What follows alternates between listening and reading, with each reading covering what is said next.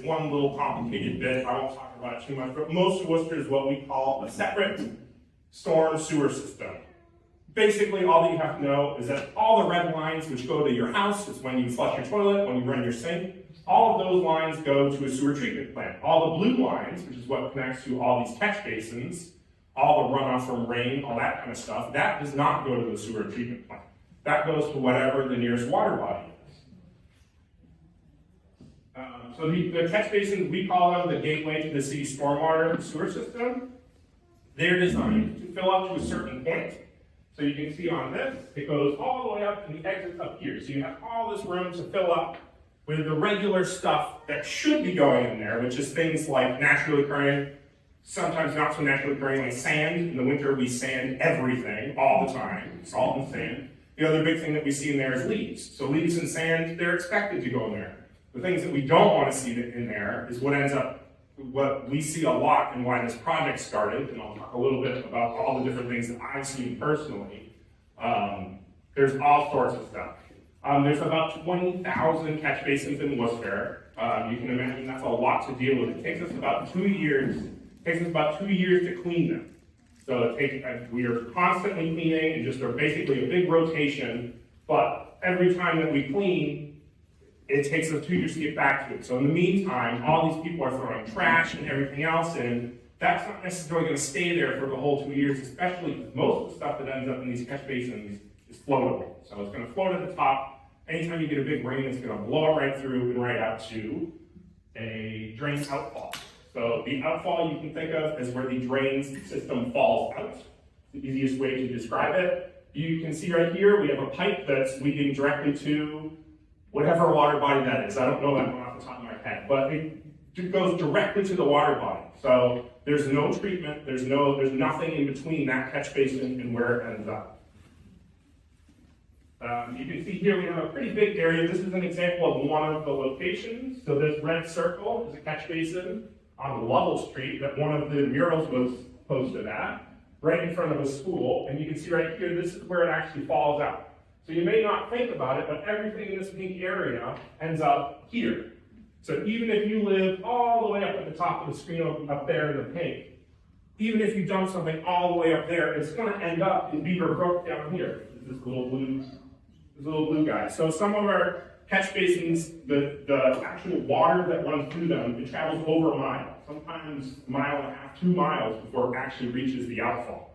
So you may not realize it, but the catch basin in front of your house may be affecting a water body 2 miles away and you're not even realizing it. Here's some of the common dumping items that I've seen. This is one of my favorite pictures that I've ever taken. Because somebody went to dump their used paint. It looks like they had a Looney Tunes slipped on a banana peel, just completely mucked it up. I don't know how you managed to do that, but they did. Some of the other things that we see, cup bottles and bags.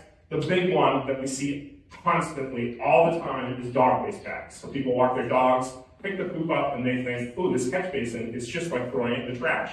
They throw it right away. Now we all know that's going to whatever the closest water body is. Some of the other things, oil. We're in a very urban environment, so we see a lot of needles, cigarettes, yard waste, construction debris.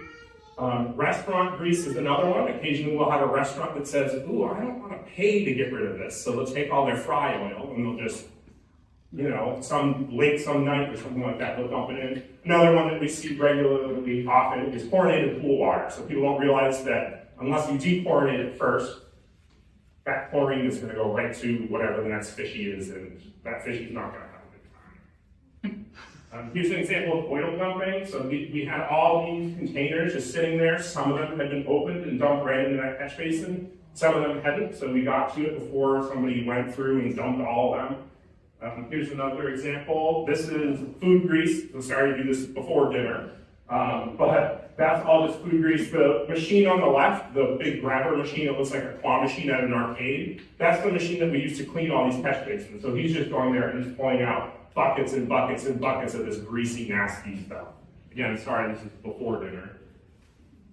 For this project, the last project, we focused a lot on places, because it was brand new, we focused on a lot of places that we knew we could do it. So it was a lot of places like city parks. This time we went a little bit more in depth and tried to really reach out to certain populations in Worcester. So out of 17 murals this time, we had 11 at schools, which I think was a really key component to what we're trying to do is get a lot of visibility. You're going to have kids walking past these every single day. Not only are they going to see the art and want to be artists growing up, but they're also hopefully going to make that connection of this is actually going somewhere and this is my environment. I live near this school. Why are all these people that I see around me walking their dogs, throwing trash in it? Why is that? How does that actually affect me when I go to, let's say, Coast Pond and I want to go swimming or something like that? Example that I always try to use for people is nobody in their right mind would pick up their dog's poop, walk to Coast Pond, and throw it in the water in front of everybody. If you're throwing it in a catch basin, it's essentially the same thing. It's still going to end up in the same place. You just don't have that visual connection. So hopefully, the idea with all these murals is that people make that connection. The mural that you see up here did not make it last time. We did not want to advertise rats in the sewer. As much as I love that this was my favorite design from last time, we couldn't use it, so I decided to add it here. Some of the other locations that we have were 3 more at Worcester Parks, the Central Library, the Worcester Youth Center, and what I call the Spooky Corner. Shore Drive, we have a little bit of a monster theme going on there. So this time it was Mothman. Last time it was a Leviathan from the deep or something like that. Some really cool art. So we have a really good group of locations, and here are all the water bodies that are affected. And this is just for this one, not including the last one. You may recognize a lot of these names because these water bodies are what Worcester was built around. Specifically, you'll see Blackstone, blah, blah, blah. Blackstone River, whatever it is the name of half the things in Worcester, it feels like. So we have the Blackstone River, is one of our big ones. These are general areas, so a lot of these water bodies fit into these areas. But we have Beaver Brook, the Blackstone River, Broadmeadow Brook, Coes Reservoir. I'm sure you recognize some of these names. There's names of businesses, there's names of streets, there's names of organizations that are all built around all of these different water bodies. And it's really important just to remember where Worcester came from. It was a mill city. The Blackstone River was tremendously important for building the city, and we want it to be a resource that everybody can use again. And hopefully this time we use it a little bit cleaner than we did last time. That's the idea behind all the murals. I'm going to stop blabbering.